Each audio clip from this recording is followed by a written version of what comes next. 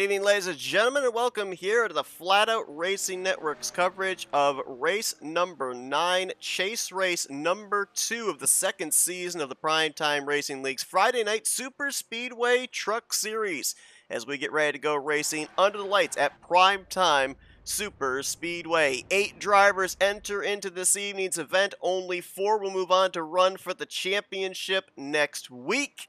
We're going to have to see who those 4 drivers will be, as Superspeedway racing always unpredictable. These 8 drivers will have to have their head on a swivel to keep their championship hopes alive. I'm Seth Cole alongside of Jessica Shelton, and Jess, coming into this evening, lot on the line for those 8 playoff contenders, but we've got ourselves about another 13, 14, 15 drivers out there in the field that are your proverbial X factors. Somebody's playoff hopes could end up coming to an end tonight just due to a minor mistake that could have catastrophic results. How, if you're one of these 8 playoff contenders, do you approach this race here tonight? Well, you got to be very, very careful, methodical. I mean, look at how many laps we got. You really don't want to force yourself into a predicament real early that might be a little bit sketchy.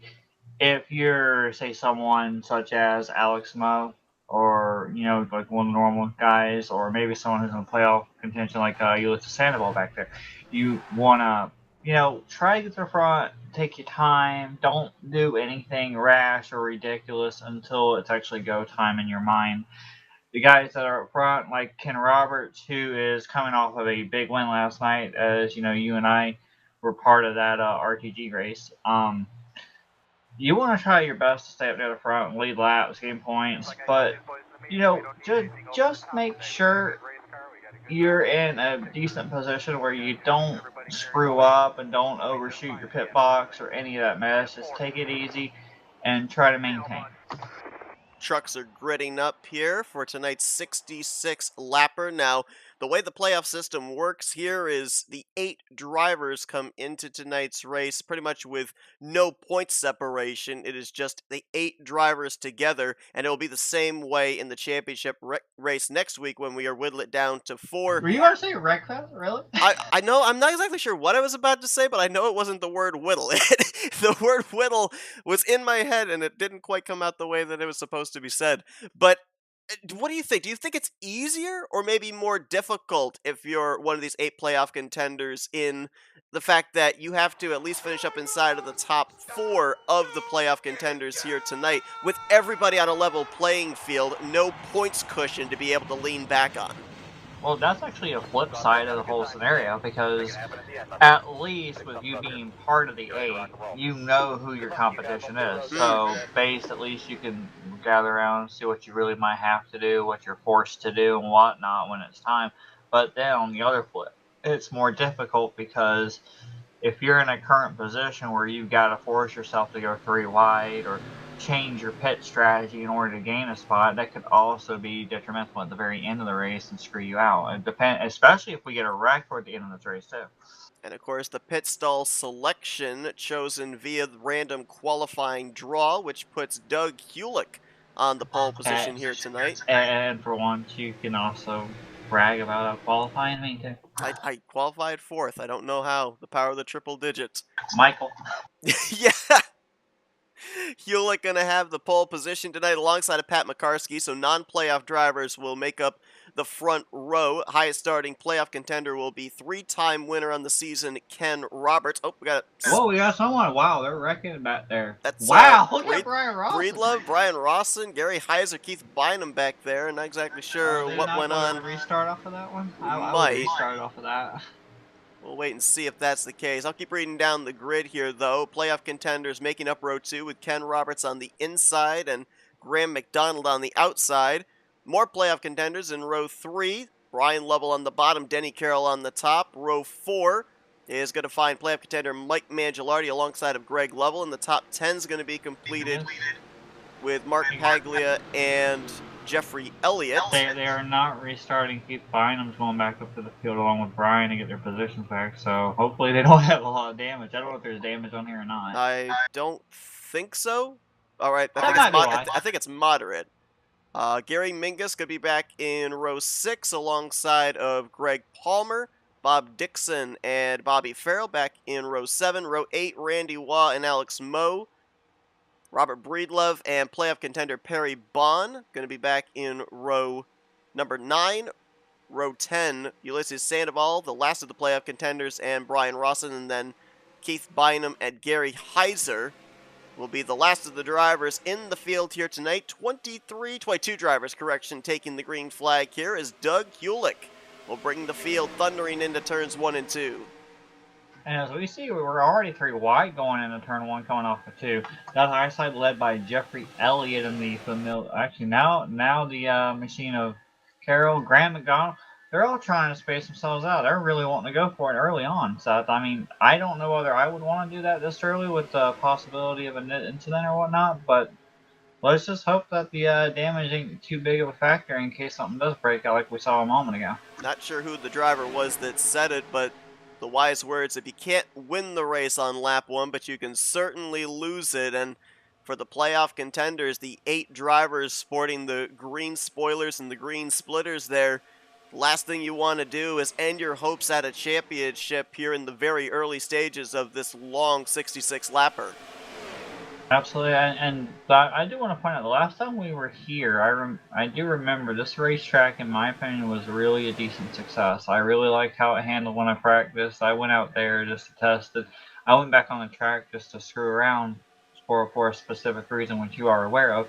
But anyway, I mean, it felt nice. It felt like normal standard. As we see them going 3 wide, we had someone hit the apron. I forget, it was Paglia. That familiar motorcraft machine. Jeffrey Elliott trying. I don't know. What would you want to do at this point? Would you want to go to that bottom because it's moving a little bit more, or would you be more comfortable running where the familiar middle or high line, whatever you want to call it, the middle groove is? Where would you feel comfortable at early on in this? Well, you and I had the privilege of being able to broadcast the exhibition race, the debut race, if you will, for Primetime Racing Superspeedway a few months back. And one thing that I remember from that race was there were a lot of options available. All 3 lanes really worked. So in the case of a Jeffrey Elliott, who ended up starting mid-pack, and we've seen him slicing his way through the field, I think pretty much anywhere I'd be comfortable right now, as long as I know I've got somebody that's going to stay committed to my back bumper. Greg Palmer and Bobby Farrell appear to be those 2 drivers right now for the 16 on that inside line. So, you know, while we say there's everything to lose for the playoff contenders, on the flip side, there's everything to gain, an opportunity to get one more final checkered flag before the season ends for all the non-playoff contenders. So in terms of aggression, I think they'd be the most willing to make those aggressive moves and try all the different lines as opposed to those playoff drivers.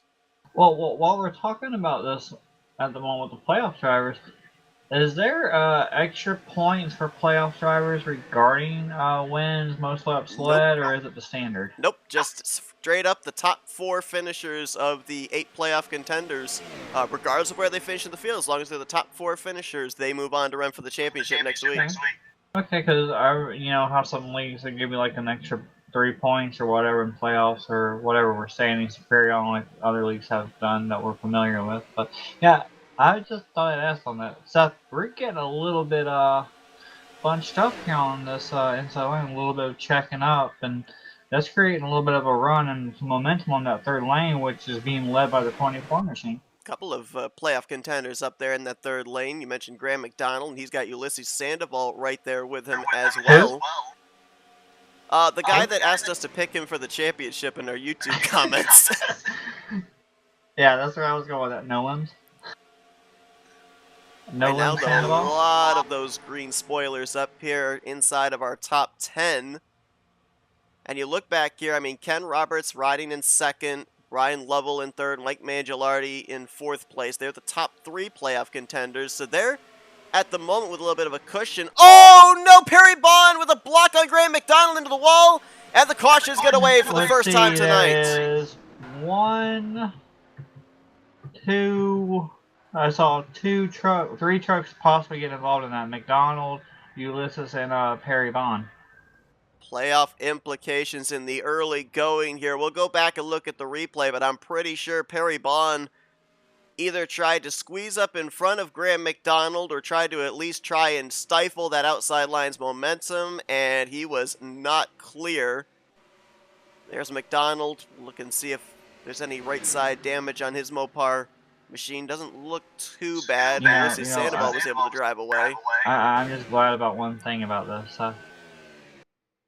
At that moment, I was having flashbacks of less than 24 hours ago in the middle of a trial. That didn't happen this time to someone, thankfully. Yeah, for sure.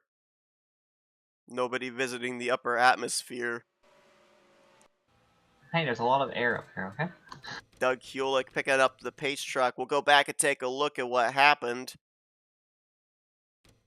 Harry Bond's in the middle, and I was going to bring up the fact that he was kind of in the danger zone, if you will. He was at the time the 4th highest running playoff truck with a playoff driver to his inside and a playoff driver charging to his outside, and Graham McDonald. And watch right here with the 60 moving up. He saw that momentum coming on that top line, tried to get in line with it, but they just had too much speed. He mistimed it and into the wall. It will be interesting now to see, as you stated, 3 playoff drivers collected up in this one. Will they still have a shot of advancing into the final championship race next week? What I noticed is at that point, Graham McDonald, even though he got into the corner panel of Perry Bond, Perry spun against the wall. Graham doesn't look like he has too much bad of an issue, but if you go back and look at Ulysses, he got slammed pretty hard from behind, and he actually hit the brakes to back off, and then everyone just ran in trying to avoid it, and just no reaction time, based on it just happening like that. And Ulysses got slammed pretty hard in the back, but I don't see any damage unless my settings are screwed up or something. You would be correct. I just checked here before we came back to live. A saving grace for those playoff contenders. It is a no damage race. So if drivers are involved in these wrecks tonight, they will still at least have a shot of advancing into the top 4 playoff contenders. So good news there for those 3 playoff drivers and the others involved in that wreck going into turn number 1. No damage race, so they've still got an opportunity to work their way back up into an advancing position in these playoffs. Little gas and go for pretty much everybody in the field there. Doug Hulick, with the benefit of the number 1 pit stall, wins the battle off of pit road over Ken Roberts and Brian Lovell. A couple of drivers elected to stay out an extra lap. Brian Rawson in the 6 and the 60 of Perry Bond. Most series, if a driver is responsible for an incident, they pit the second time by, so that might be why the 60 stayed out. Brian Rawson, who is not one of our playoff contenders, we talk about drivers still having a reason to race. Brian looking to improve his positioning in the final point standings, despite not battling for the championship here in Season 2. Well, let's see. How many laps are they going to go around? Like 2 or 3 here? I would say at least 2 more. Well, at this point, in my mind, I mean, it is times 2 wear. I do know that for the fuel and whatnot. So, in my opinion, I'd just go on down top off on that last lap, especially if I'm like mid-pack to further back. I might as well just come on down. There's no damage. We still got a long way to go, and you never know with these cautions falling where they are, and you know how pit strategy goes. We've seen a lot of recent fuel issues, possibly like popping and rearing their ugly head over here and there. So, but I mean, in a way, it's kind of thankful that you get a caution to come down and pit compared to being with a pack coming down the pit and the caution not coming out if there's an incident on pit road. That is a great point, and we may end up seeing that kind of a storyline formulate later on in this race if we trend to green flag and potentially see the final couple of playoff spots come down to execution of a green flag pit stop. So really good point there with the opportunity of being able to come down pit road here under caution and get a little bit of extra fuel in the tank. Got a couple of people in our chat here tonight. Appreciate everybody tuning into our coverage. Bobby Carroll cheering on Denny Carroll in the number 41 machine. Denny currently, at least last time by, was scored in the 9th position. Javier Negron cheering on his teammate Ulysses Sandoval this evening. Jeffrey Elliott just popping up in our chat there as well. I don't know how drivers manage to multitask of typing in the chat and driving at the same time. I don't have the benefit of that as a keyboarder. And Craig Hagley taking Ken Roberts here tonight. We had last night in the Talladega Challenge Series for RTG, Milt Surratt took Ken Roberts to win, and Roberts went on to take the checkered flag. We'll see if somebody else. Don't start that. You're going to jinx someone. I mean, we did well. It's not the commenter's curse though, because he got the call correct. And hey, for Craig Hagley, why would you not go with the 3-time winner on the season? So far in the 8 races, Roberts the only multi-time winner. Randy Waugh, Brian Lovell, Denny Carroll, Greg Lovell, and Kelly Causey with 1 win apiece. And you alluded to the fact too, with Ken coming in tonight with that momentum in the RTG Talladega Challenge. I never said he was technically going to win. I was just putting that out there to show him some momentum, Yeah. and I'm just saying, if someone in the comments say, oh, Brian Rawson or Bob Dixon or whoever drives a god-awful 22 machine, I honestly think it's Josh Palmer that's driving that, but anyway, it's still going to be your fault. One way or the other, it's going to be your fault because you had to mention it. It's always got to come around to the commentator. Always does. And prior to what I heard on your broadcast earlier, I believe it was broadcast because I went back to watch it, your old does not fly here. Yeah, apparently. I thought that was a universal excuse, but yeah, apparently I've been told that. Outside of NR, sure. Here, no. No. I don't know why it doesn't work for here, though. Some kind of a loophole or something. I don't know what it is. Yeah, it has to be because of me. You know what? Let's just say it's because of Bruno. And we don't talk about Bruno, but yet we say Bruno's name, so technically we are talking about Bruno. Yeah, the last time somebody talked about Bruno, they visited a different galaxy. Lights are out on the pace truck. We're getting ready to go back green on lap 11. Off. Lights are off. We're about to get ready to go back to green flag racing here. And we got Doug Kulik going to lead them back with the 55 machine of Ken Roberts on the outside. And Brian Lovell restarting in third. And I believe Jeffrey Elliott in fourth. Doug Kulik has led all but 1 lap so far here tonight after starting on the pole position. Brian Rawson, the only other driver that has led a lap.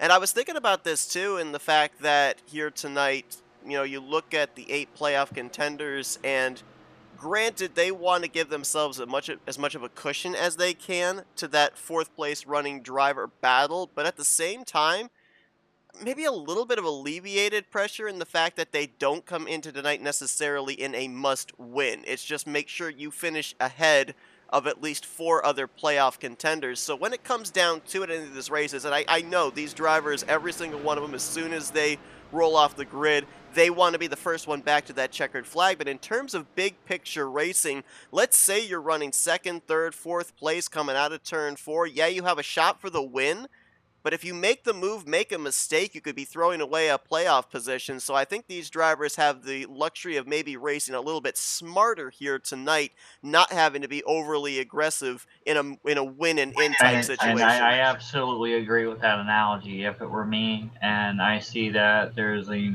3rd lane, possibly they're coming momentum, yeah, you want to go up there for a win, but you go up there, you stall that momentum, accordion effect, boom, boom, boom, you're wrecked. You might finish a little bit further back. So yeah, I'd rather, okay, yeah, I'm going to finish 5th or 6th instead of finishing 20 or 30th if a possible wreck. Yeah, I might win or whatever coming off of the corner, but you get my point. I'd rather go for the points. It's the risk versus the reward for sure, as Ken Roberts tried to time that green flag and get at least alongside of Doug Kulik through 1 and 2, but now the inside line gains the advantage midway down the back straightaway. As soon as I say that, the energy surges in that middle groove, and Roberts going to battle right back into 3. And, you were talking about these playoff drivers. You know who's having the most fun out here? The non-playoff drivers. They're focused on is just, to them, it's, I'm going to go out there, I'm going to try to win a race and do what I can. I mean, yeah, there's points, but these guys, the only pressure they got is just getting what they can and win. They don't have to beat each other to get to the other spot, to get into the playoffs the next round, etc. They're just out there to have fun. Like, I'm looking at Gary Heiser back here, Brian Ross and Alex Moe. We know these guys have an accomplished history with plate racing. They're just sitting out here chilling in the back. So, and I hate to say this, but my mind went somewhere. imagine a husband or a pet named Bruno for a moment. We don't talk about Bruno. That would be awful. If a pet was named Bruno, I'd still, especially if it was a dog, I would still talk about it. Exactly, but the bad things can happen when you talk about Bruno. You know, it's actually funny you talk about that, and Disney actually did have a pet named Bruno in one of their movies. Bruno the dog in Cinderella. And I'm just thinking about that rooster I'm going to go see in theaters in Moana too. Oh, yeah. Sorry, I forgot what the rooster was called. Hey, hey. Hey, hey. We're just going to start calling Michael Hey Hey now. I feel like in some capacity, all of us can relate to Hey Hey. Meanwhile, Doug Kulik struggling on the bottom. Greg Lovell, Pat McCarskey, Jeffrey Elliott, and Ken Roberts surge ahead of the middle lane out here, and they're going to take over the top few possessions.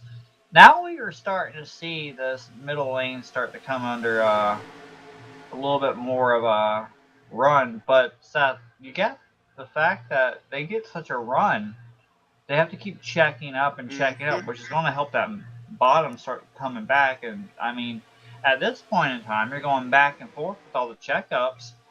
Someone might actually dart out there and make that third lane start moving. Yeah, you saw Greg Lovell move down from fourth in line in the middle to lead the inside line. He's already got that inside line up at least alongside of second place Jeffrey Elliott, maybe even alongside of Ken Roberts here down the back straightaway. To your point, kind of the back and forth of the checkups of these lines, and it's leading to who can get the momentum on the long straightaways. Ken Roberts still going to continue to show the way, looking for a series leading fourth win on the season. And I want to go back to what you were talking about with the non-playoff drivers able to kind of be out here and just have some fun.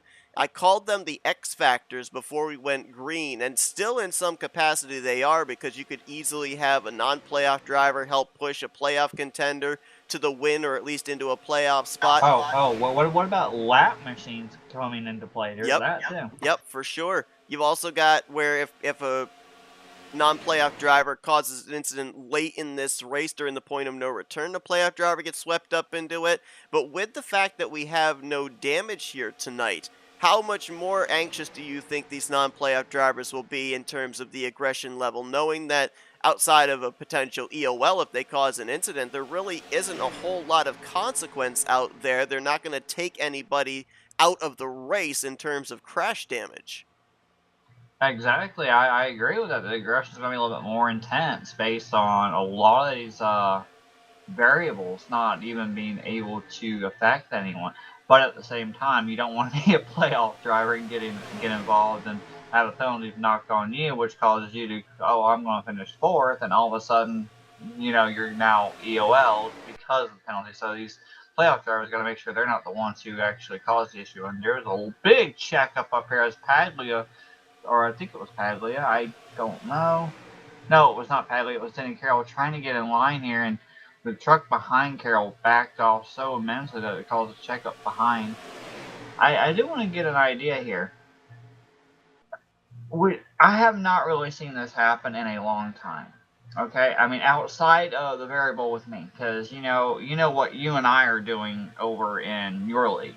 Okay, but aside from that, do you think some of these playoff drivers will sit there and say, hey, we're really good friends, and this non-playoff driver is a really good friend of mine, and this playoff driver is wanting to get the position, and the non-playoff driver's like, yeah, I'm going to back off once you get that spot. Oh, yeah. And screw someone else up. I mean, I don't know how this group is. I know we've done that in your league before, especially recently, but still, you get my point, though. I mean, I don't know if they're going to do the okie dokie, here you go scenario too. If you're in a playoff race in a Superspeedway series and you're not donning the diplomatic suit the week before or the night of and trying to form alliances, then you're not trying. You have to get a group of drivers or one or two committed drivers to be able to work with you during the course of the night, because again, we alluded to it here. You don't have to win. You can finish anywhere in the field, and here this evening, as we're looking back mid-pack, this is a round where the third, fourth playoff drivers are currently running. Yeah, it was really tight. Ulysses was kind of sliding up. That bottom was kind of pushing up. We got really tight for a moment. And to that point, we could end up seeing the final transferee into the championship for next week finish 13th, 14th place. I mean, if you finish 13th, you're in, and you might have a person that we're talking with pre-race to work with you. If you finish 14th and you don't have anybody to work with, you're out. So you gotta formulate those alliances here tonight and try and call in those favors if you find yourself in a precarious position like that.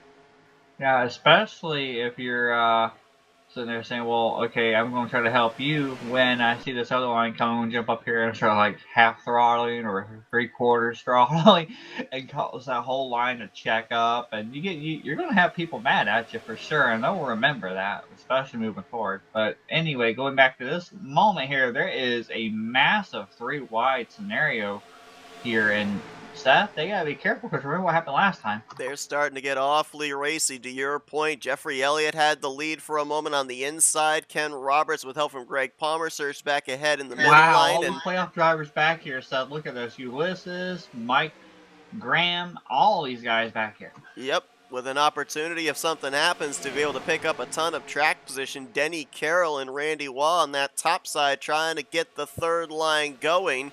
They've been able to kind of break up that middle line a little bit. Bobby Farrell lost touch with Pat McCarsky, who now moves up to that third groove. Whoa, did you see that? The you-know-who and the orange you-know-what tried to come down and almost got out of the machine of Jeffrey Elliott a moment ago in that middle lane. And now with that stifled momentum, Palmer in the sucker hole and going backwards.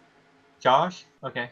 Oh, Denny Carroll. I don't know if he got. Oh, you said Randy Waugh? Randy Waugh just kind of got forced out. Yeah, that was in reaction to Carroll off of 4. I don't know if Carroll had a bumper grab off McCarsky or was trying to get to the outside of the 97. Brian and Carroll just about clipped there. Wow, they're really testing the issue with no damage right now, Seth. And now Randy Waugh gets shuffled out in that third lane. All of a sudden, the momentum seems to be gone on the top side.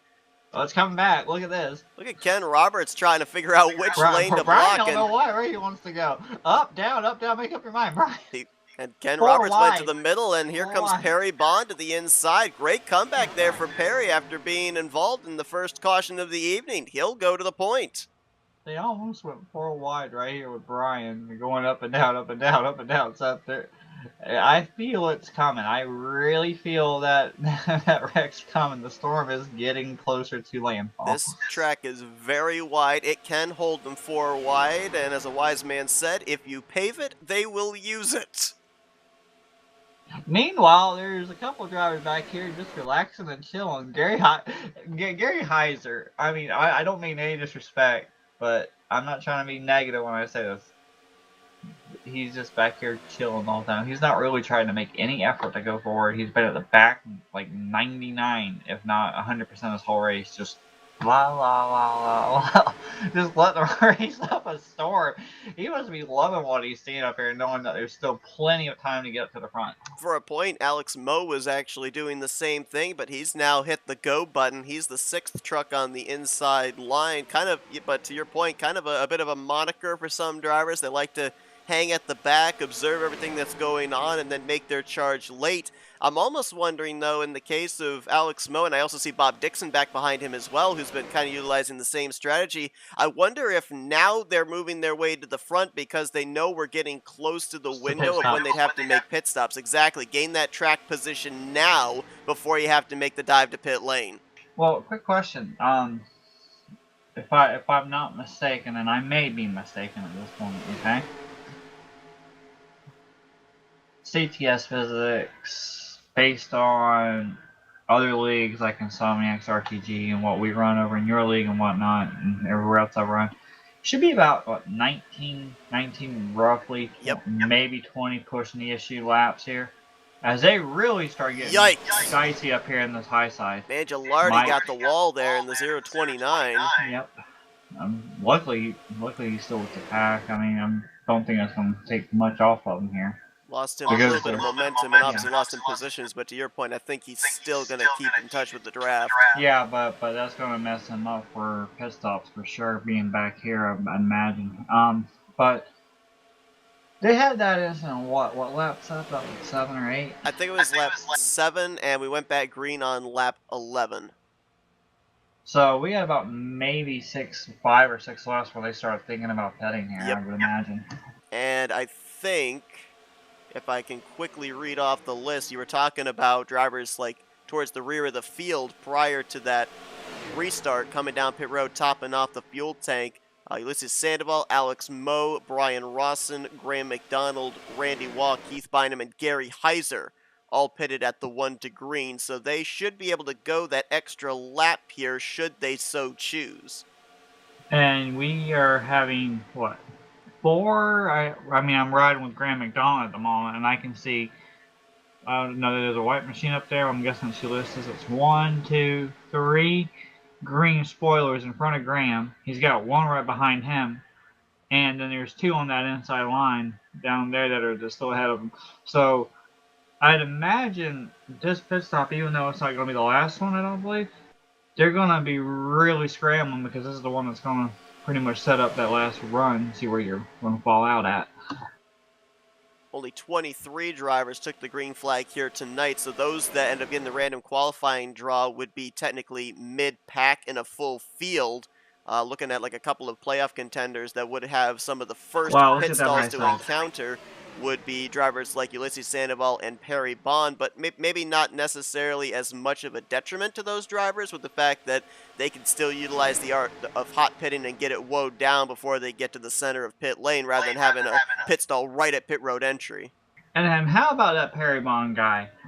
I mean, look where he's at now. Look where Brian Rawson's at. How about these 2? Perry Bond's had a great year, 4 finishes inside of the top 10 in the 8 races so far this season, contending for a championship slot. Right now, the second highest of the playoff contenders behind Ulysses Sandoval. Ken Roberts currently is the 3rd highest running of the playoff drivers, and then I believe Brian Lovell and Denny Carroll are actually side by side for the 4th and final transfer spot. FYI, the common denominator, Bob Dixon. He's going to be pitting this time by, so we know what this is going to start. You can always rely on Bob to know when the green flag pit stop cycle is going to begin. There you see him peeling off onto the apron. He'll bring the STP Ford F-Series onto pit road. Whoa, there's a wreck back here, Seth. Mike, someone, Pat McCarsky kind of went around back here. Trying to find him. There he is. Back on pit road if you can here. In the infield grass. No caution comes out. Still trying to get that thing pointed in the right direction. Not a lot of grip there in the grass. Gonna get that thing turned around pretty soon. Leaders are on the back straightaway, and if anybody's planning on coming to pit road, he's gonna be right in their way. Well, that inside line is really checking up. I'm riding with Padley, and I'm seeing it check up a whole bunch here. Don't really see anyone peeling off. Well, there is one. There's Gary Mingus coming down, and they're going to go around another lap. And if it were me, I'm guessing this lap coming up is when they're all going to start petting. Karski finally got that car turned back around, but he's going to lose a ton of track position. There is Slingshot Gary Mingus on pit lane. Jeffrey Elliott way to the high side, falling back for some odd reason here. He's trapped on that second groove and may have felt that was his best option to get down to the inside line. Wasn't able to really find a lane to the bottom, if indeed he's pitting this time. Whoa. He just shifted down to 3rd gear, back up to 4th gear. I don't know if he's got problems going on or not. Single filed out. I think we're going to have a lot of drivers pitting this time by. It's Brian Rawson, your race leader. Whoa, Brian. Who was it? Alex Moe went way down real quick. This is going to be clustered, Seth. Ooh, Ken Roberts really low, and he makes it work. You got that black flag thing that tells you, right? Yep. Okay, we got a ton of playoff drivers on pit road. We do indeed, and we do have one driver that is serving a black flag. You saw right ahead of these leaders, the 43 of Bob Dixon coming back down pit road, having to serve a pass-through penalty. There he is serving that penalty, so tough break there for Bob. He's going to be one of a few drivers that are going to be really hoping for a caution to come out. Is Pat McCarsky out of fuel or what? Because he's really slow. He just came off of pit road. I didn't know. It looked like he was a lot slower than Bob Dixon coming off. He just completed his pit stop. Looks like he's now getting it up to speed. Keith Bynum Coming stayed in, out an yeah. extra lap. He's coming in all by his lonesome. Poor Mike. He's now just getting to the line, so Mike is going to be really far behind at this point.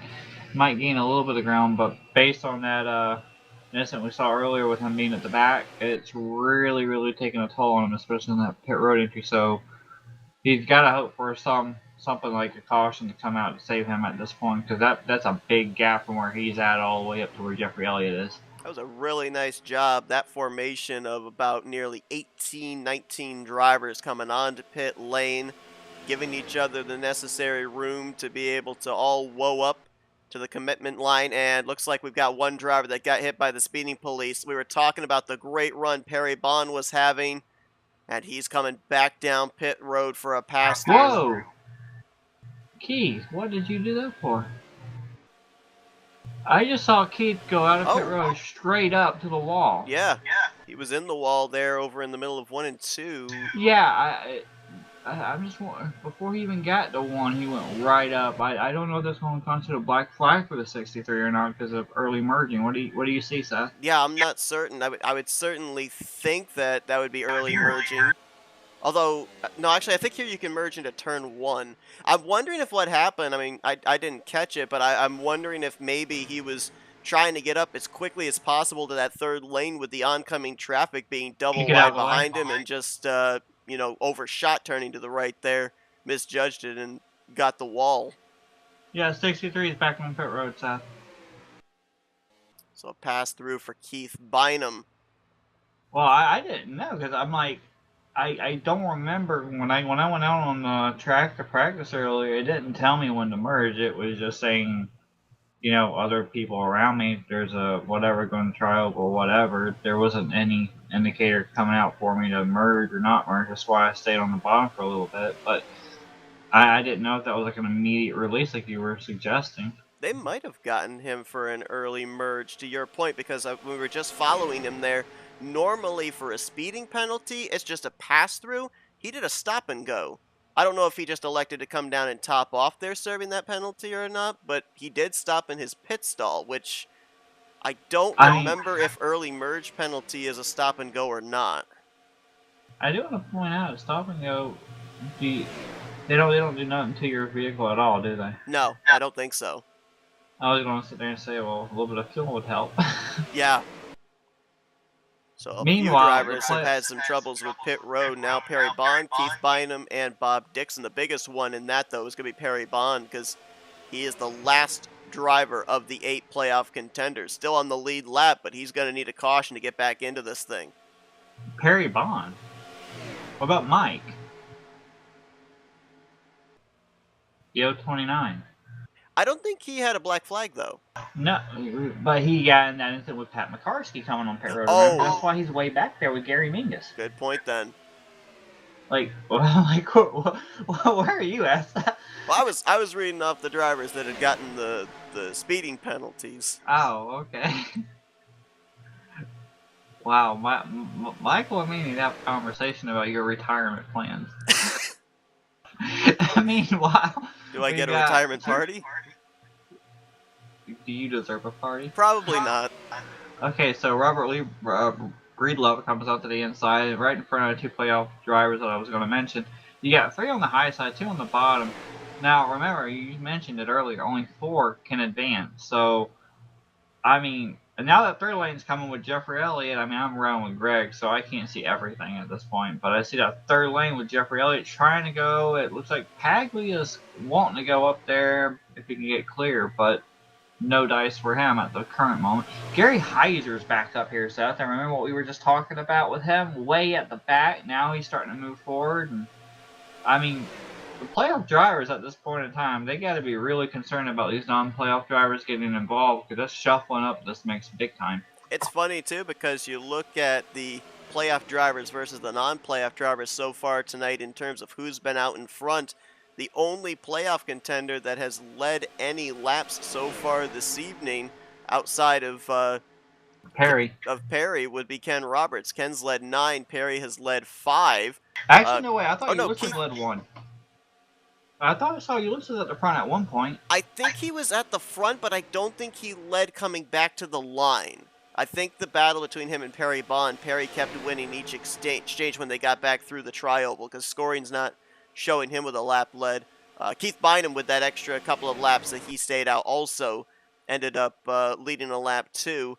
But if you look in terms of a ratio of non-playoff drivers leading laps tonight to playoff drivers leading laps, it's 2-1. Brian Rawson has spent a good chunk of time out in front. Doug Kulik led a good portion of the early going, so it hasn't been all domination by the green spoiler trucks.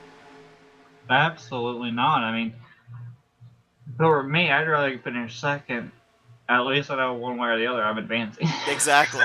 I thought it was someone come off the pit road. Who was that? Might have just been flipping on my own, so it might have been the Just pace car. cycled through, didn't see anybody. Perry Bond, Keith Bynum, the machine of Pat McCarskey, and Bob Dixon are all together coming on the backstretch, about to hit turn 3. Where are the leaders at, Seth? Leaders are exiting out at 2.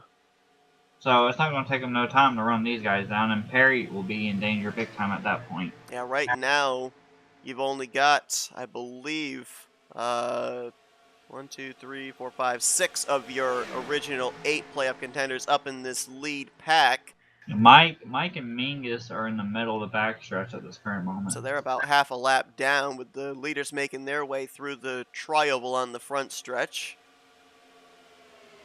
Brian Rawson started out back. That's a typical Brian Rawson play. Don't. My feelings are still hurt from last season.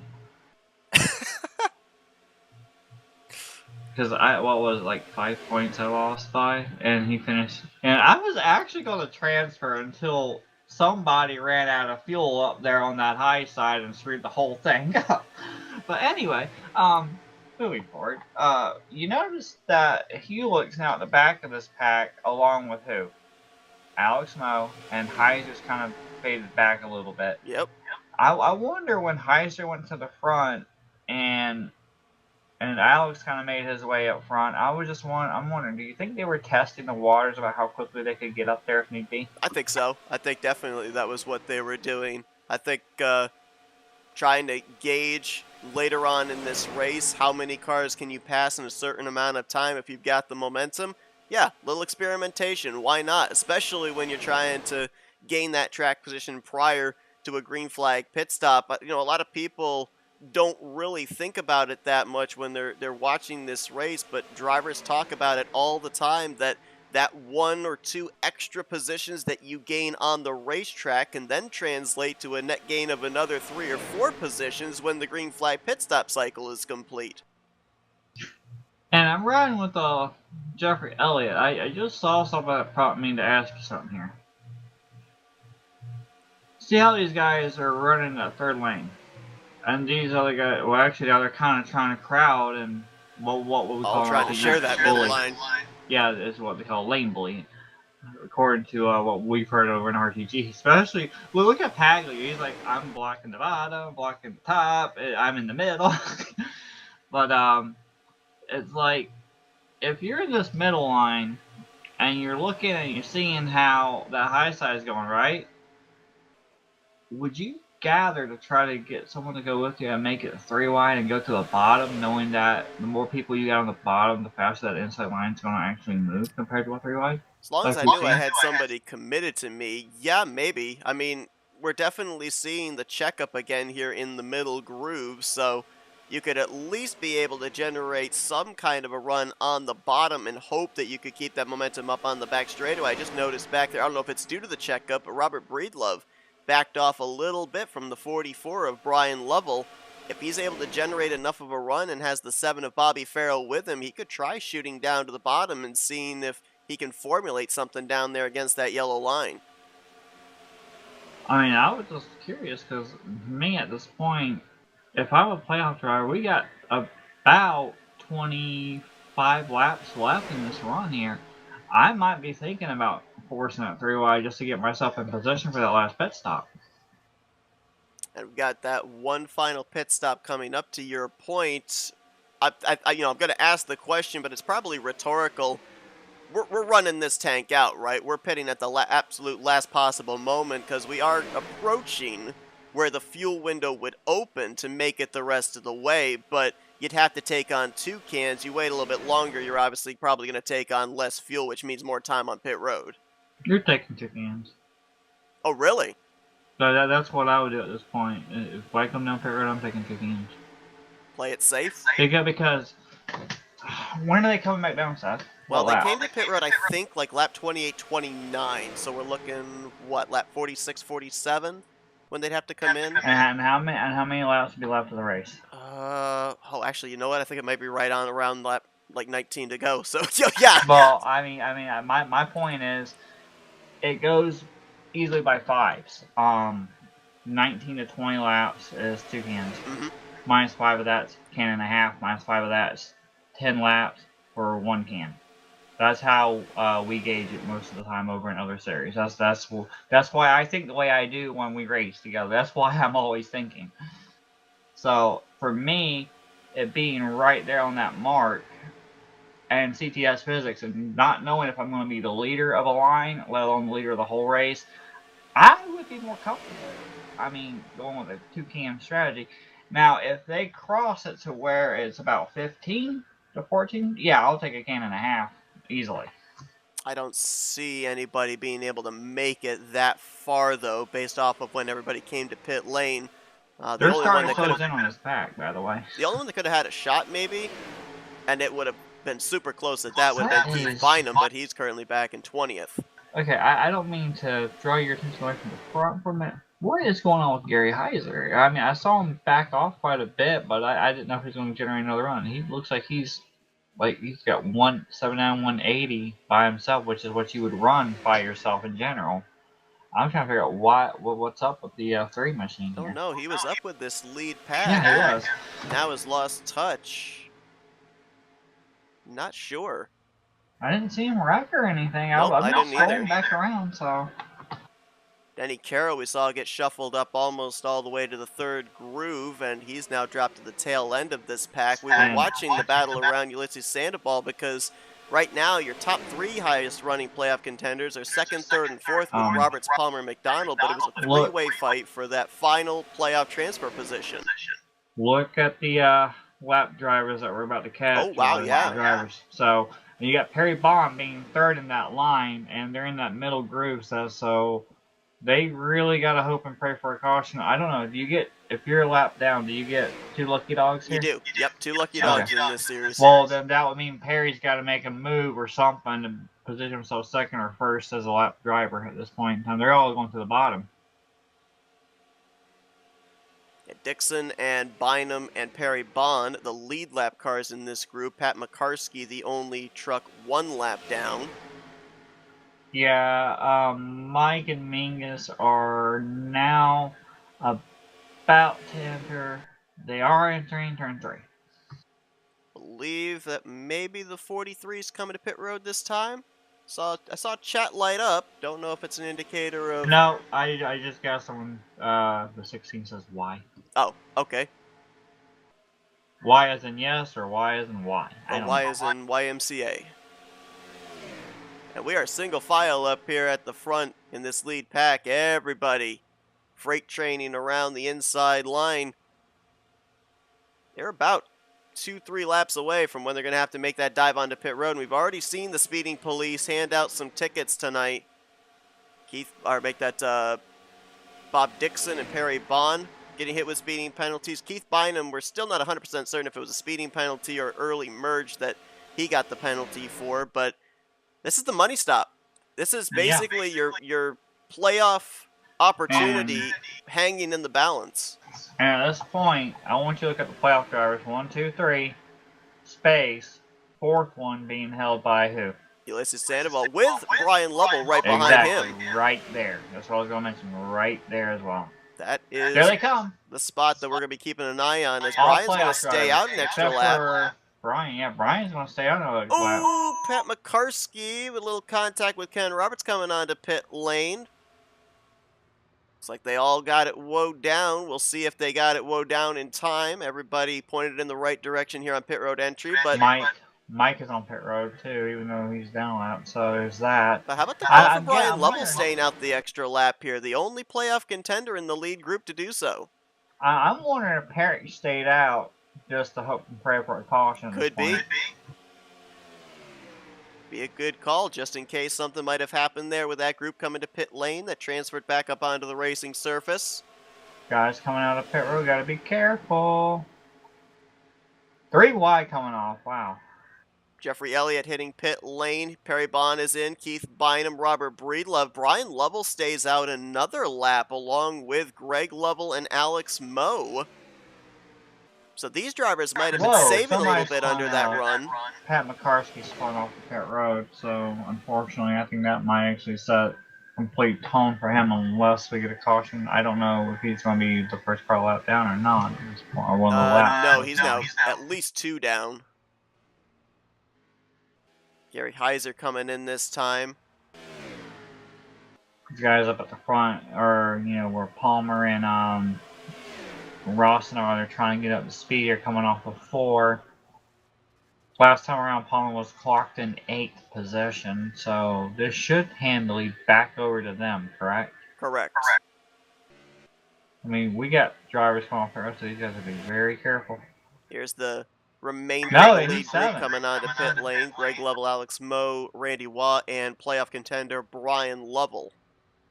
Graham McDonald in front of Palmer. No, that's Perry Bond, sorry. I'm sorry, that back end looked kind of familiar with the Graham.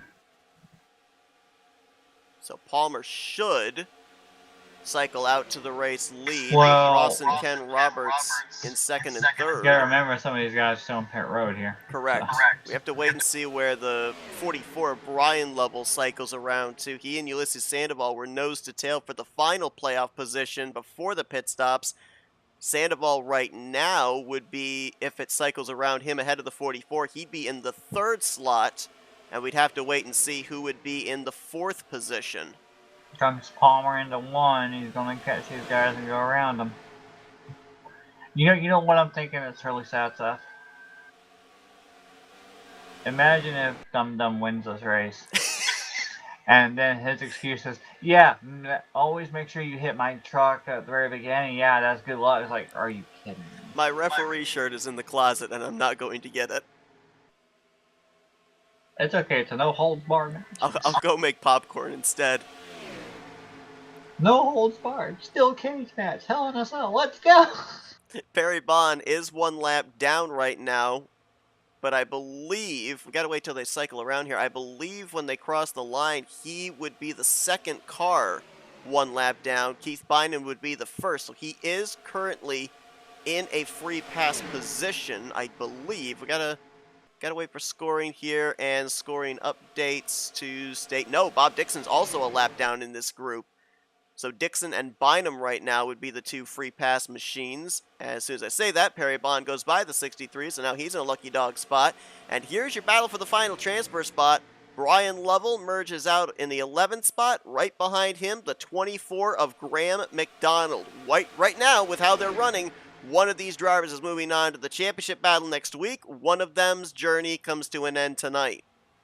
And ladies and gentlemen, just a FYI update here on Seth's future. After he gets done and retires from broadcasting NR and iRacing altogether, he's going to go call the Kentucky Derby. I'm intimidated by horses. Wouldn't that be something? I'm intimidated by horses, so that's not a good idea. No, I can just imagine. Here she comes around the corner. Here she comes around the corner, being passed by a nose. Here comes by a nose, going to be passed around like around the outside, nose by a nose. Around the outside by a nose gets passed by a nose. In general, like. So, calm down. Alright, so at this point in time, we've got technically, 15 laps to go at this moment. Point of no return, based on having lap machines now, is going to be, what are we looking at, 63? 62. 62, okay. 62 is completion, yep. So, anything by 62, we really got to watch for, because right now, and I don't mean to be disrespectful by mentioning this, if everything goes green flag to the end, or at least hits that mark specifically, you're looking at Perry Bond and Mike being eliminated at this point from advancing. So if that's 8 minus 2, you got 6. So you got Graham, I don't know. I don't know. You've also got Denny Carroll, who's 10 seconds back. He's in danger of elimination as well. Where's Denny at? He's currently back in 14th place right now. Wow. Okay, I did not see what happened to Denny and Jeffrey. What happened to those two guys? I'm not certain, to be honest with you. They didn't get a black flag for speeding. I don't know if they just didn't get merged up with the drivers they came to pit road with, or what. You might be going back and looking at that, because that actually is important. Yeah, absolutely.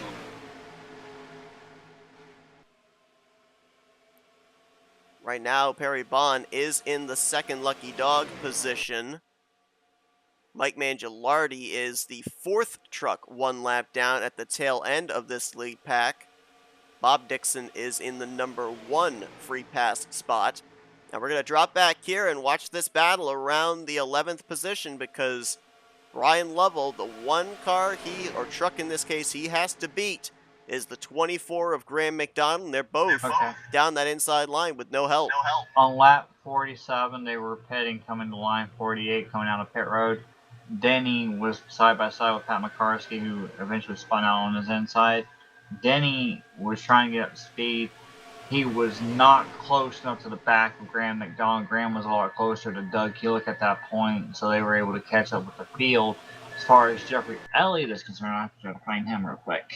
And you talked about the fact of that point of no return, which we are approaching. Unless a playoff contender or a couple of playoff contenders on the lead lap get involved in an incident here, and there's enough time for Denny Carroll to be able to get by them coming back to the stripe, a caution during the point of no return is not going to help the 41, the 60, or the 29. So what? Josh, we nearly just had ourselves a wreck there. Mark Paglia pinching down the 44 of Brian Lovell through the tri-oval. And Paglia got all sorts out of shape. Nice save. But that could have been dangerous. And how about this?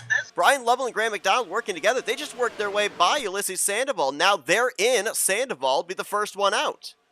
And to answer you real quick, Jeffrey had a pit stop, and he came out. He didn't really have anybody with him until Denny caught up to him, and I guess Jeffrey reeled him back in, and then he kind of backed off. That way they could work together, I'm guessing and assuming on that. So, yeah, Denny unfortunately lost the pack, and Jeffrey with his pit stop coming out. You get the point. It's just pit stops. You know how pitting works with people sometimes. You just wish you're with the pack, and sometimes the luck doesn't pan out that way. And they've now got Randy Waugh in their group as well. So if for no other reason to have the drafting partner for Denny Carroll, it will help to keep him on the lead lap. If a caution were to come out, he wouldn't have to rely on a free pass to be able to cycle around to the tail end of the field. But Rodney Sullins in our chat said the 22, 655, and 28, when they get together, they're hard to beat. They're getting broken up. You saw Mark Paglia get shuffled out either through the tri-oval. Ken Roberts has been moved up to the second groove, back now to the 5th position. So really what we're looking at is this. We focused, or at least I'm focusing on Ulysses right now, since he's basically the last guy right here with the shot. He's looking for the 55. Yeah, but yeah, that's where he's got to get, is to the 55. Because you got Palmer as 1, 2 is I can't really see in front of Graham up there. That's Brian Lovell. And then 3rd is, obviously Graham. 4th being Roberts. So I'm on Ulysses right now, who's battling, trying to get up to the back end of Alex Moe, side by side here with the line that Roberts is in. So that's where I'm at right now. Kitty corner right now, those two cars, the 96 on the bottom, the 55 on the top. This is the battle for the 7th position on the track, but the final transfer spot into the finale for the championship next week here in the Primetime Racing League Friday Night Superspeedway Truck Series. And we are door to door coming to the line here. Lap 58 complete, lap 59 on the board, 8 laps remaining. It's going to be one of those push and shove moments, Seth, if we're going to go all the way green to the end here. As of right now, Greg Palmer out in front. I think if you're Brian Lovell and Graham McDonald, you're pretty content to ride where you are in transfer spots. Well, spoke too soon. Hey guys. 6 of Brian Rossi getting a little out of shape there. Look at that freaking run that Roberts just got because of that. Checked up that whole bottom, lost them a ton of momentum, and that does not help Ulysses Sandoval. Roberts trying to draw even alongside of Graham McDonald for third highest playoff driver. That's the problem with Joshua Palmer up there. He just cannot stay focused. he can't lead a line, huh? Oh my gosh. I wonder what y'all are going to do at one point when I'm not anywhere racing or broadcasting. It's going to be funny. Oh, man. He's going to be in a big depressed state. You know that, right? Well, Greg's looking for his first win on the season as well.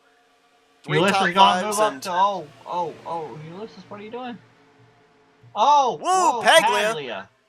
Check up there in the middle, and we're now going to go 3 wide with Robert Breedlove up on the top further back. Graham was kind of pushing up a little bit unless he took that line a little bit higher up than normal. Alex Moe to the high side.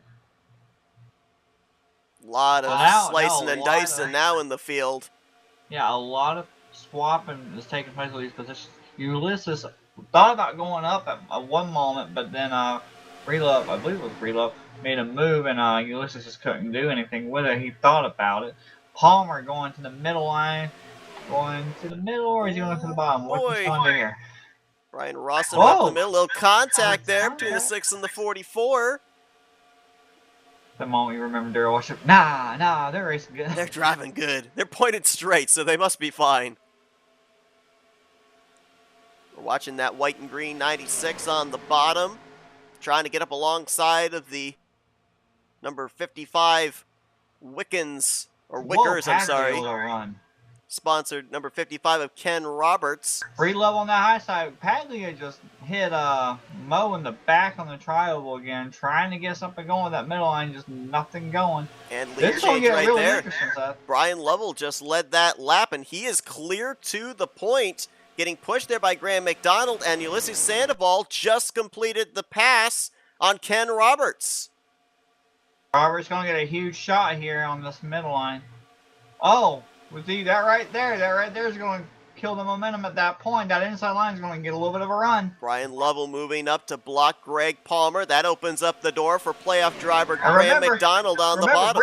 Breedlove's up here. That's going to help that bottom, too. And we are at the point of no return as well. If a caution comes out from now to the white flag waving, it's race back and race is over. And look at all the green spoilers we got at the front, 3 wide. Seth, give them the disclaimer. Okay, so we will stay here with the leaders. We will watch them race back to either the caution or the checkered flag, because we got to find out who our 4 transferees are going to be. If we have to, we'll go back and look at replays either during the final pacing laps or post-race. But we almost just had it right there. Doug Hewlick, the pole sitter, out of shape mid-pack.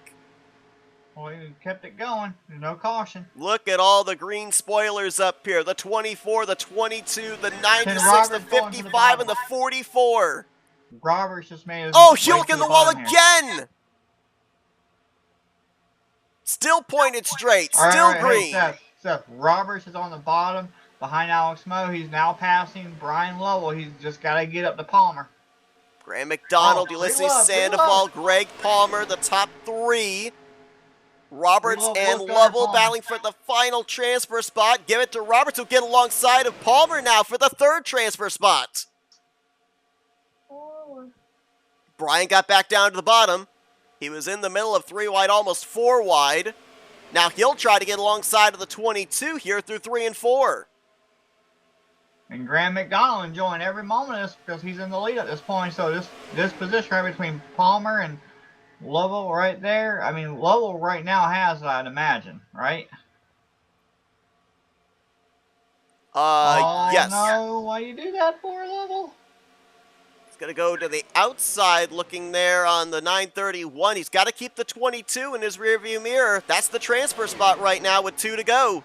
And Ken peeked out, just trying to figure out what's going on behind him. Ken making sure that that second lane doesn't move. Here goes Lovell. Lovell going way to that bottom. Ulysses to the top. I'm not sure I agree with that call there. He was in a transfer spot. No, I agree with it because the people that are going to be battling right there are behind him. Look at where they're at. Ulysses going to try to go for a win here at this moment, Seth. On the top side is going to be the white flag waving. Lovell, Playoff contenders going to be side by side coming to the white. Sandoval on the top, McDonald on the bottom. Transfer spot right now would be White Brian flag. Lovell. White flag in the air. Ulysses going to go to the bottom to cut off Graham McDonald. Keep an eye on the front. Keep an eye mid-pack. Keep an eye on the 44 and the 22. Right now, the 44 is in. The 22 is out, but that could change in this final half lap. They're bumping. 44 is getting close to that 24 machine set. Oh, Ken, stay away from him. Alex Moe looking to get around Ulysses Sandoval. He's got nothing to lose. He wants to win this season. Sandoval's battling for a championship. Off of 4. Ooh, Alex Moe's going to get to the outside of the 96. Lovell's forcing it 3 wide here. Going for a photo finish here. Sandoval. We're wrecking coming to the line. Dixon is going to go around. Alex Moe is going to win. Oh, goodness gracious, man. They're crashing across the start-finish line, but Sandoval's in, McDonald's in, Roberts, and I think Brian Lovell got the final transfer spot. Seth, disclaimer on that one. If you go back and look at the replay, which I highly advise you do at this, during this moment, Lovell stuck his nose between Dixon and the bottom. I don't remember who was at the bottom, and basically his force at that point, like I was saying, I wouldn't have done that because it was so close to it tight, and because of how they were running, the front bumper of Lovell touched Dixon and caused them to turn. So you might want to look at the replay because that right there might make it or break it for Palmer or Lovell. And you talked about it. The limiting mistakes late in this race for the playoff contenders to not throw away potentially a transfer spot. We'll go back and look at it as we watch Alex Moe, who by 47 one-thousandths of a second got Ulysses Sandoval for his first win on the season. And he will burn it down here at Primetime Superspeedway. It's like what we were talking about earlier too.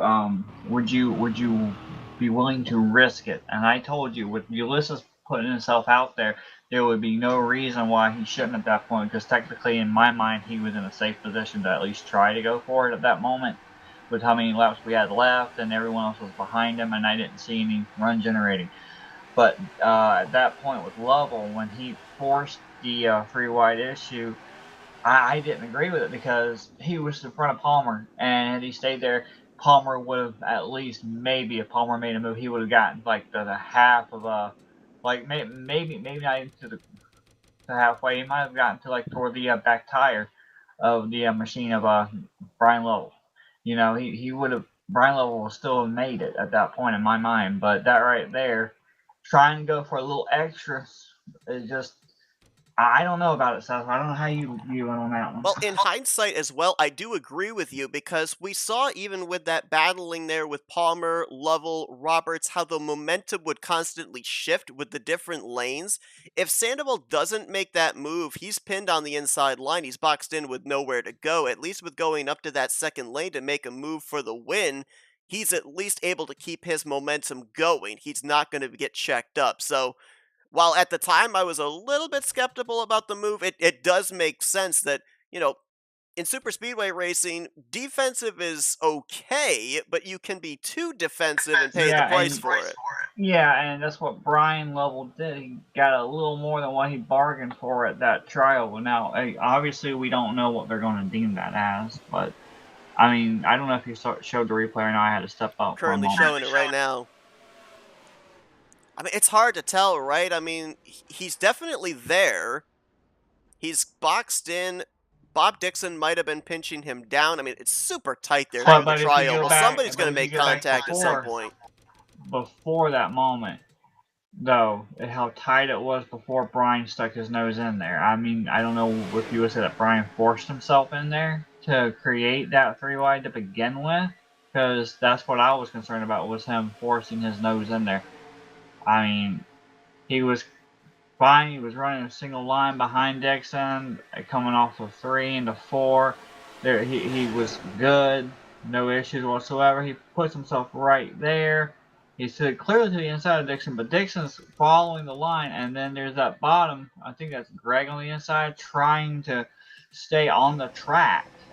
He can't go any lower, and I don't know whether Dixon knew it or not. I don't know if you would imagine that Brian forced his nose there. I mean, he was already a little bit underneath Dixon, so I don't know how they're going to call that. Yeah, we're looking at the aerial view there with everything you described, and I mean, obviously, not part of the administrative team, can only observe what we're seeing here, but I think that's a clean move.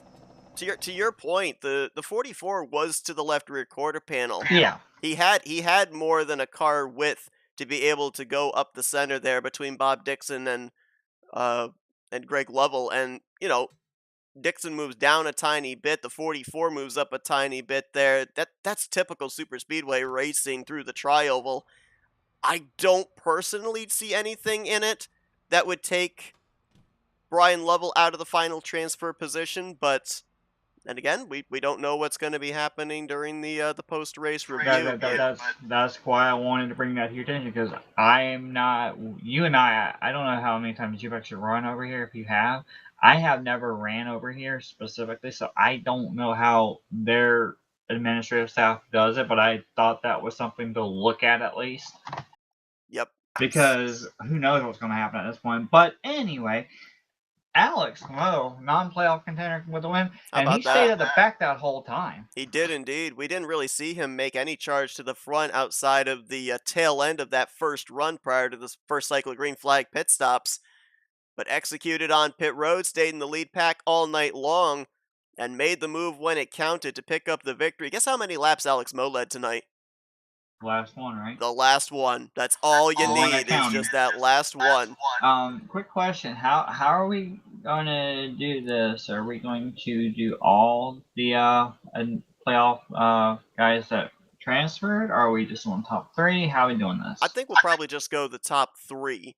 Unofficially, as we're looking at the finisher results, the 4 drivers that are transferring for the championship battle next week: Ulysses Sandoval, who got 2nd, Ken Roberts, who is 3rd, Graham McDonald 4th, and Brian Lovell, who got 6th. I mean, look at that right there. That's 5/100ths of a second between him and Greg Palmer for the final transfer position. Unofficially, the 4 eliminated would be the aforementioned Palmer, as well as Perry Bond, who finished 15th, Denny Carroll, who finished out of the race in 22nd, and Mike Mangialardi, who finished in the 20th position. So commiserations to those drivers, but great seasons for them to advance into the playoffs and get this far. I do want to point out on the last lap, did you not? I don't know if you were looking at it in depth like I was on that backstretch. Ken Roberts got so close to the driver on the inside, and I think it might have been Graham, and I was so concerned that Ken was about to get wrecked. We had a couple of times that drivers almost got wrecked. Hewlick had a couple of saves on that last run. Paglia had a save. I mean, they were trying. They were trying to end this race under yellow. I just want to point this out. Sunday comes, it's a free-for-all for wrecking the driver of the 96 now. Because he got what he wanted, so I don't care. He can go and do whatever else, because you get the point. It's open season on him.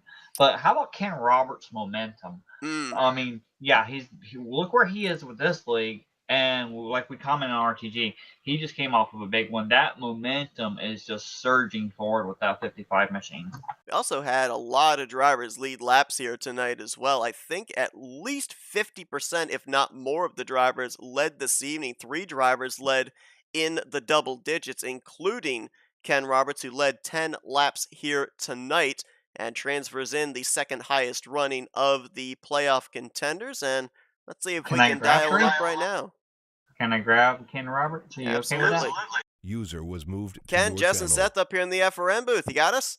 We just can't get rid of him, I swear.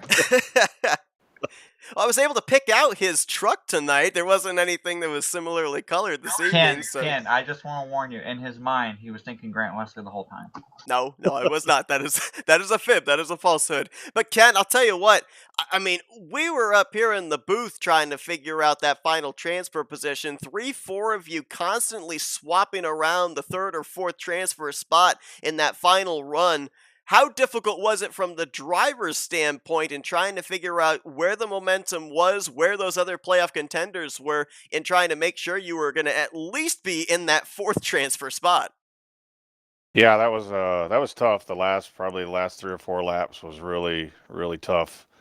Trying to see which lines moving, which and all that stuff. So yeah, it was pretty exciting. I mean, from my seat, it was pretty exciting. Hopefully for you guys, it was pretty exciting to watch. Looked like a lot of moving around behind me. There's a lot of moving around in front of me, so it looked exciting from that standpoint. Now, we were told here tonight, obviously, the top four highest finishers were going to transfer in, so maybe not as much of a necessary must win situation, but with what you were able to learn here tonight, especially in the closing stages, how are you feeling in terms of next week now to battle for the championship? Because I would have to think you and the other three playoff contenders are going to be approaching that race as a must win to ensure you're the highest finisher of the four. Yeah, yeah. Next week it'll be a must-win situation. So you have to mind your p's and q's, and just try to keep it clean. See what happens at the end.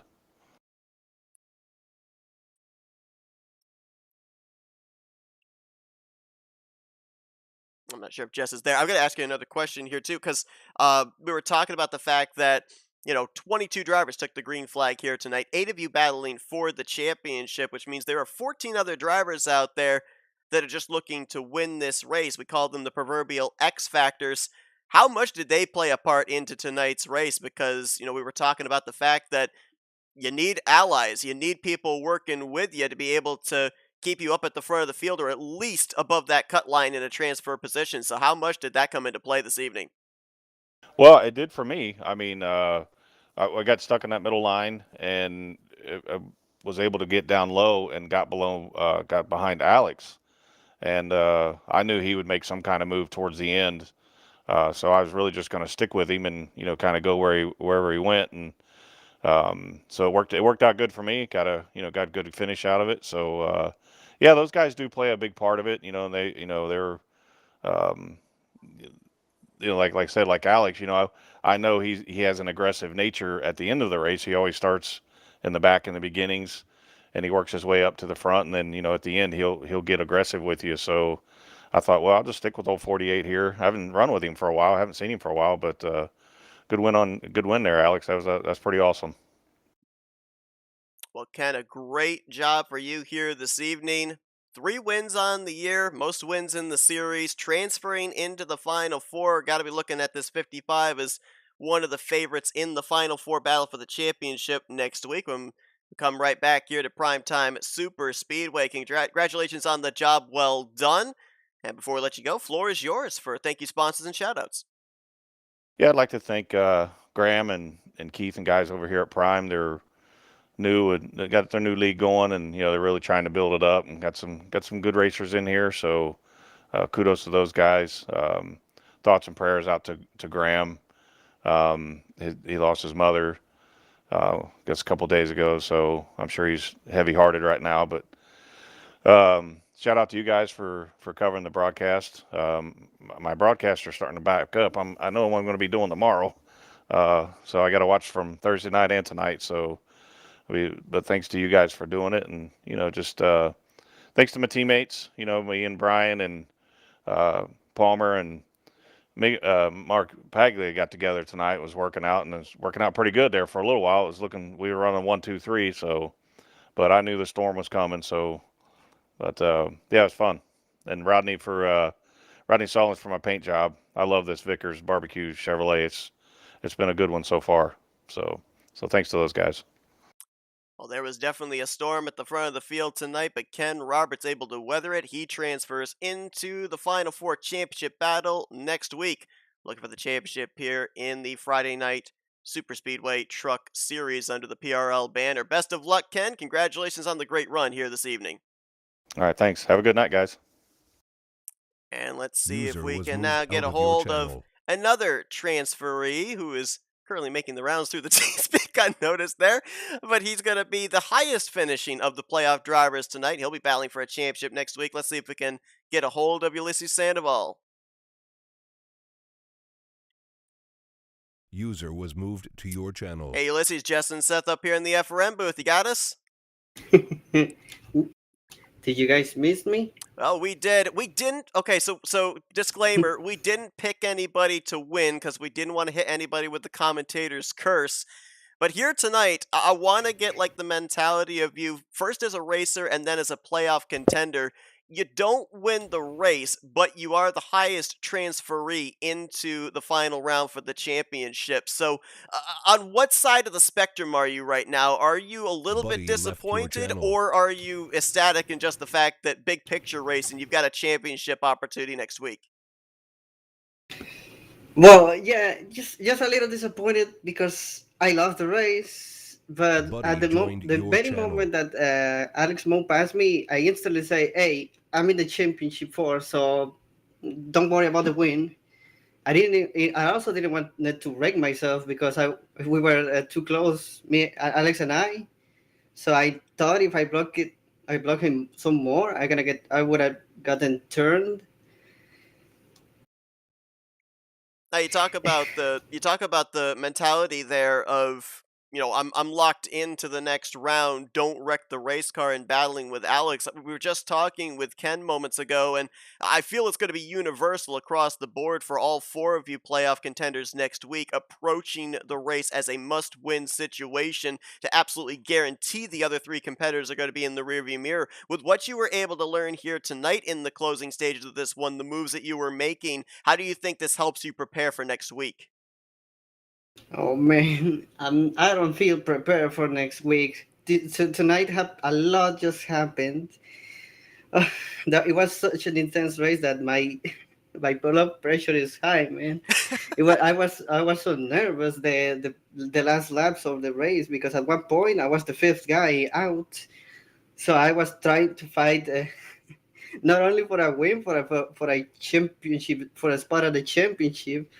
So this is the most intense race I ever had in my life, and I'm until right now I'm still nervous. My my heart is bumping like crazy. I talk about the fact that I know we can't get the feature, but if there's one feature I wish we could have in broadcast, it would be like a blood pressure or heart monitor of drivers because I think we would definitely see it spiking all the time. So right now I'm thinking Ulysses gets a playoff opportunity. Ulysses makes his way into the playoffs. He transfers. He almost gets a win, let alone not just getting close to one. He almost advanced. So you know what this means, Seth? Vote for Pedro. Vote for me. Vote for Pedro. Pedro, my man. But Ulysses obviously now in an opportunity to battle for the championship next week. We ended up having your teammate Javier Negron in our chat here tonight. I mean, obviously next week we're gonna have four more drivers that won't have the green playoff spoilers and splitters any longer. They're going to be transferred into what we call the X Factor group, if you will. How much diplomacy goes on this week or next week in trying to find allies to get you to the front, keep you at the front? Because there's going to be a lot of contenders there that are going to be able to offer some aid to the four playoff contenders next week. Oh yeah, I have pushed a lot of people to their win before. So if everybody's listening, I'm gonna work with you next week. Greggy, I gave you a push for the win once, and Randy as well. I gave you a push. So please. He's calling in those debts. Yes, he is calling in those favors, but hey, sometimes that works out in your favor there. Helping somebody to a win could help you end up winning a championship later on in the season. Ulysses, congratulations on the great job here tonight. As you mentioned, spent a good portion of the beginning of that final run outside of a transfer position, able to battle your way up into the highest finishing playoff contender tonight in second place. Before we let you go and calm that blood pressure down a bit there, floor is yours for thank you sponsors and shoutouts. Oh yeah, my second shot at the championship. Remember last time you and Mikey saw me fighting for for that playoff spot at the Shake and Bake series. Well, I first fell short my first run at the championship four, so this is my second shot at it. Wish me good luck, but don't curse me like you did it with Jess. please. Oh, okay. I see how it is. Do I have to get the referee big shirt shout out out again? Good to lord.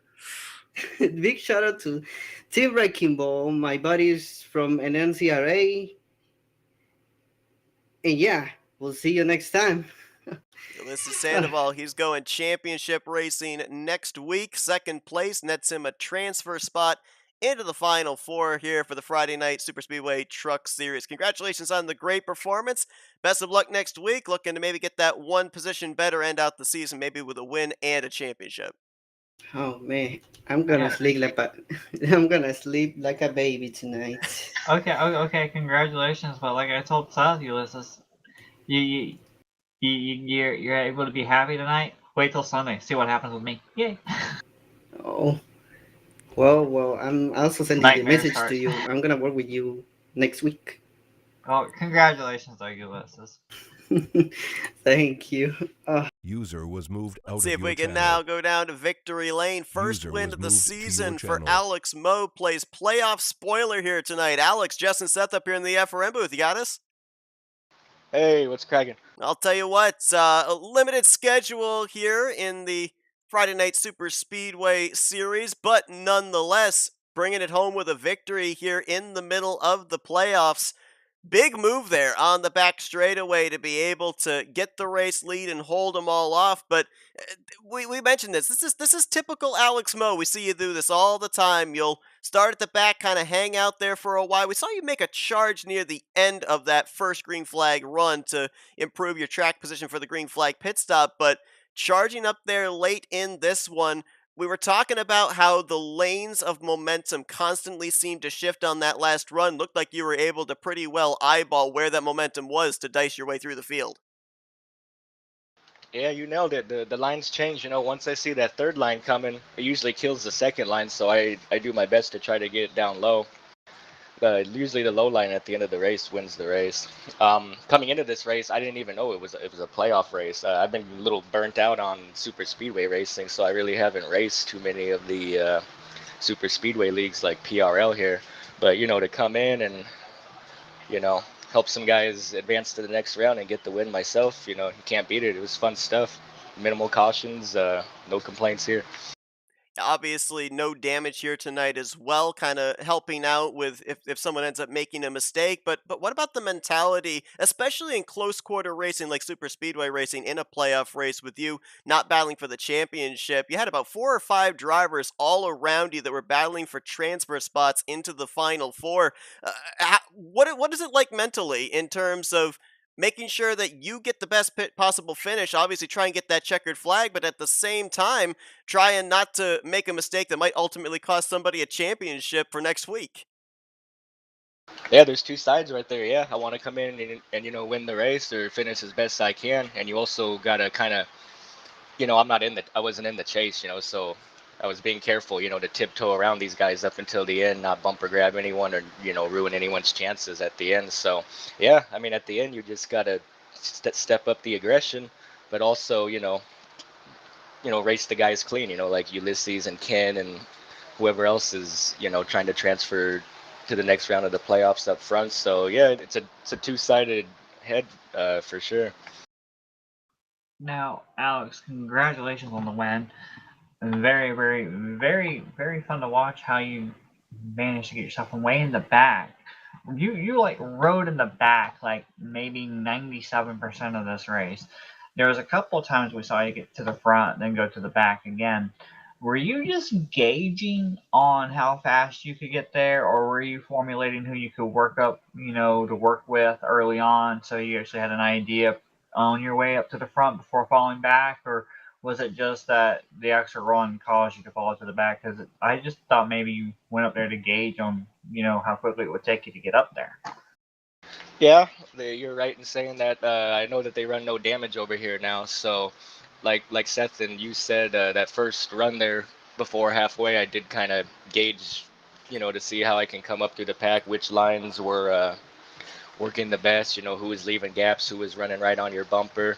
Then I kind of just chilled out there and then made my charge up to the front there at the end. But yeah, with no damage, it does change my strategy. My strategy is usually just to stay in the back, keep it clean, and do what I can at the end. But with no damage here, I fooled around a little bit more than I usually do mid-race, and then at the end I got up there and it worked out. So. And normally, I've raced with you in different leagues, especially over with Randall Coleman and Fast and stuff. Mhm. And I'm just curious for you specifically, when you don't race a league like Randall's and you come over here and race this league here, like what everything you've learned or been around for Randall's league over in Fast, coming over to this league, is there a lot of experience that transitions from over there over to here, or do you just don't even worry about whatever you learned over in Fast specifically? I mean, how much experience from there transfers over to here? Well, Fast and PRL are different. Fast is a very competitive league. They got good drivers over there. It's well ran by Randall, and this league's also well ran by Graham and the other admins. It's mostly speedways over at Fast. I think they're racing at Daytona on Sunday. Actually, they should get a good turnout for that. But yeah, I've raced this game for so many years. I mean, I'm probably maxed out on experience. I just these So it days doesn't matter, what? These days I'm just a part-time racer. I just race when I feel like it. I wasn't even going to race tonight, but someone messaged me on Facebook and convinced me last minute to come in. But yeah, Fast is a different animal than over here. This is primarily super speedways over here. Fast is a little more competitive, and they run different styles of tracks. I mean, I like any as track. comparison. I'll race anywhere. I mean, Alex, I was just using that as comparison because that's all I know you from specifically is over in Fast. So that's the only reason why I brought Randall's League up for that. One more thing I wanted to ask before handing it back to Seth. Now, I don't know whether you guys cover this or not, but are you planning on running another race over here before they end the championship here? I'm not sure where they are in their season right now. Was this the first round of the playoffs? Second round of the playoffs. Next week's finale. Oh, okay. Uh, just how I feel. If I feel like racing next Friday night, I might jump in. Since it's the finale, they might get an extra 5-10 drivers. In any race that's 30 plus will attract me. But like I said earlier, I get a little burnt out on super speedway racing sometime. So I've been fooling around at Fast and Maverick the past month or month and a half. Just because they run different tracks. But yeah, I was happy that I showed up tonight and didn't wreck anyone and somehow got the win at the end. I got to thank Ken for the good push there. He was right on me. Well, with the prompt of that question, the reason why I ask is, if you do decide to run next, would your mentality change of going for the win yourself if you can get it, or would you be more, willing to try to work and try to help a playoff driver try to get it? Because apparently there's this one guy that we interviewed not too long ago, not too many minutes ago, that kind of wants to get all the help he can get, if you know what I'm getting at. So, I mean, if I do race next week, I'm going to be more reserved. I'm not going to try to put anyone in a bad spot or anything. And everyone picks and chooses their favorites. Who they want to work with, who they're going to try to give draft to at the end, who they're going to cut brakes to, and lift and let them in line. Everyone's different. I don't go into races, picking and choosing guys. I just kind of go with the flow. So, but if I do race in the finale, I probably would race a little more reserved than I normally would, since I'm not actually running for the championship. So. and Seth, he said he's burnt out in super speedway sometimes, and he wants to quote unquote fooling around. I mean, okay, so you fool around over Fast, you fool around over here. Now, you need to, Alex, no offense, but you might want to use the term fooling around a little bit more loosely when you mention Maverick. Yeah, that Maverick, anything can happen there. Plenty of those. I think the whole field to. is just trying to fool around and not get wrecked over there. But Hey, if you win tonight and that's fooling around, then I need to stop trying. I need to start fooling around or something, because apparently I'm doing it all wrong. Exactly right. yeah, and then in regards to your Halladega race, I haven't signed up for it, but I do intend to. So looking forward to that here in about a month and a half or so. You hear that? He's going to sign up for that. I'm kind of worried now. I look forward to starting out back with him. Yeah, that race I'll definitely stay in the back because damage will be on, and that's gonna be a full field probably. So you got to keep it safe. Better safe than sorry. That's always been kind of my MO. Yeah, for sure. Well, Alex, I mean, congratulations on the victory here tonight. I look back, second start on the season. You ran in the season opener, brought it home in the second position. So you're going to have a heck of an average finishing position statistic-wise here in their on their stats page. But here tonight, leading just one lap, Buddy that left your all-important final lap to be able to close out the night with a checkered flag. Before we let you get back to your celebrating down in victory lane, floor is yours for thank you, sponsors, and shout-outs. Yeah, I just gotta thank Lowe's, Chevrolet, Graham, and all the admins here at PRL for running the league. I was made aware that Graham's mother passed away a few days ago, so prayers are fully up for Graham. I'm sorry that happened, sir. Gotta thank you and Jessica for the great broadcast always. I'm not sure if you're broadcasting the mega team race tomorrow over at Talladega Nights, are you? Yes, we are. Okay, I should be there tomorrow night, so we'll see you then. But just thanks to everyone involved, all the guys that show up. It was a clean race tonight. Everyone raced each other with respect. They were respectful on TeamSpeak, and yeah, it's fun just to show up and run a race and pull out the win. So you and Jess have a good night, and we'll probably see you tomorrow. Absolutely. Alex Moe qualified 20th tonight, crosses the line P1 to pick up the victory in chase race number 2, race 9 of the second season of the PRL Friday Night Superspeedway Truck Series. Congratulations on the great run there, Alex. Best of luck tomorrow night, and if you are running next Friday night, best of luck in maybe trying to go back-to-back and capping off the season. Thanks, Seth. Have a good night, bud. Absolutely. Alex Moe, your winner here User this was evening, moved out of becomes your the channel. seventh different Buddy driver joined to your go to channel. victory lane here tonight. And who needs any promo read? Alex leading us right into talking about what we got coming up tomorrow night. We got the...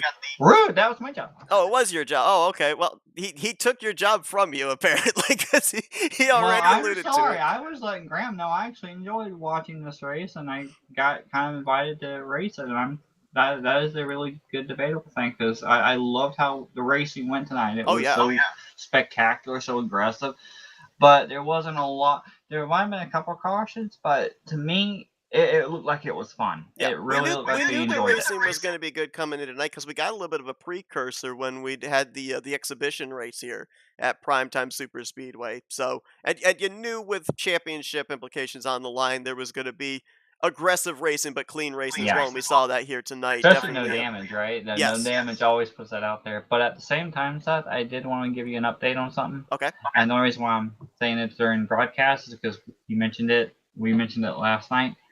I just talked to Ken, just as a joke, telling him to change his car from the Mountain Dew just as a joke. And he said he talked to Rodney about that. And you know what Rodney said? Oh boy, what did Rodney say? I'm not changing the dang thing. Ah, Rodney. Oh man. Well, you know, I guess I just have to grit my teeth and bear it, right? I guess now we'll just pressure Grant to change his. yeah. Grant's next on the hit list. Yep. But then he'll ask Rodney, and Rodney will say no to him as well. So well, it's all going to stem back to Rodney's on the hit list. Okay? Yep, that's what's going to happen. Apparently, Rodney's going to be public enemy number 1. All right, so going back to before I threw you off track completely, you were talking about tomorrow's broadcast? Yep, so tomorrow night, 8 p.m. Eastern Standard Time, we bring you the third iteration of the Talladega Nights Mega Team Race. 4 heat races, a main event of 47 laps at Talladega Nights Superspeedway. You're not going to want to miss it. 9 teams at this point formulated up, some pretty packed rosters.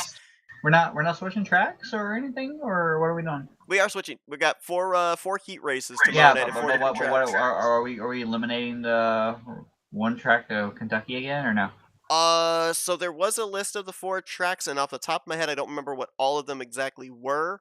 I believe Freedom was one of them. I can't recall what the other 3 were, but I can hear Cody right now. But that is oh gosh, yeah, that's such a throwback. I just realized what you were talking about. My gosh. You're really that old. What are we talking about? Was that like that's like 4 or 5 years ago. Good heavens. That was actually in S-Fox when Shane used to meet the whole Yeah, team. that is such a callback. My goodness, you took me on a trip down memory lane with that one. But that will be at Pepperidge 8 Farm p.m. Eastern remembers. Standard Time tomorrow evening. Hope you guys join us for that one. Gonna be What really time? competitive. 8 p.m. Eastern Standard Time. And if you haven't seen the first two broadcasts we had for the first two mega team races, it's gonna be competitive. We try and do our best up here for the calculations of trying to figure out who's ahead and who's not. But the first one we did pretty much was a clear winner. Last time was way too close to call, and expecting to probably be pretty close in this one here tomorrow night as well. I do want to point out that one thing though, Seth. The black cars. What are they? The team. What is it? Team Hertz? No, Team Hertz. What was it? I can't even remember what their names are. The black cars. Yeah. Yeah. Hearst something. Black Hearst or Well, something like that. Well, all I'm going to say is that team was in the first running for the overall, and the last time they were in the running again. Yep. So that team, even though they may or may not have won last time and the one time beforehand, that team being still in the two each time we've done that, they're going to be the team to watch too. Yeah, but there's no guarantee that we're going to have the same drivers on the same teams either. It looked like there's been some shuffling of drivers to different teams, so mixing it up a little bit. Story. Yeah, mixing it up a little bit there. Have drivers have to kind of swap up their strategy, not be able to necessarily go back to the playbook they had in the two previous mega team races, but that should be a fun one tomorrow night. We'll be joining you at 8 p.m. Eastern Standard Time to cap off what's been a trifecta of broadcasts to close out your week Thursday, Friday, and Saturday night. But a great one here this evening, setting up the championship battle for next week. It's going to be Ken Roberts versus Ulysses Sandoval versus Graham McDonald versus Brian Lovell, as far as we know unofficially right now. Your championship 4 to battle it out for the Season 2 Primetime Racing League Friday Superspeedway Truck Series Championship. Are we broadcasting that one too? As far as I'm aware, we are not. Oh, that one actually be really good. We've set the table. We've set the table here tonight, and it will be interesting to keep tabs and see who ultimately comes out on top in next week's season finale. But thanks to PRL for allowing us to be able to broadcast this race here tonight. Hope you guys enjoyed our coverage. Appreciate everybody keeping us company in the chat as well, and we will hopefully see you guys tomorrow night for Talladega Nights. Jess, we alluded to from start to finish this evening, even with the no damage factor, we saw pretty much all the facets of Superspeedway racing from 3 wide all the way around the track. Good battling for the transfer spots. Pit Road played its part in the outcome as well. Just a great race from start to finish, and a nail biter at the end there for who was going to get those final spots into the championship 4. Yeah, and can I just say this one little thing about that? Yeah. It's great to see that a league can function and run as good as they did tonight with no damage, because we really don't see that very often. And a lot hats of off to times we Graham see no McDonald. damage be Wreckfest, you're right. Yeah, I mean, hats off to Graham McDonald and all these drivers on how they performed and how they handled themselves in and out around the TeamSpeak and on the server. Really good job to them completely. Absolutely. Well, thanks everybody for tuning into our coverage here tonight. We hope to see you guys tomorrow night at 8 p.m. for the Talladega Nights Mega Team Race number 3. For Jessica Shelton, I'm Seth Cole. Enjoy the rest of your Friday evening, folks. You've been watching another broadcast courtesy of FRN, the Flatout Racing Network. This broadcast is the copyrighted work of Flatout Racing Network and may not be rebroadcast, retranslated, or used in any form without the express written consent of Flatout Racing Network and iRacing.com Motorsports Simulations. Flatout Racing Network would like to thank you for your support, and we hope you enjoyed tonight's broadcast.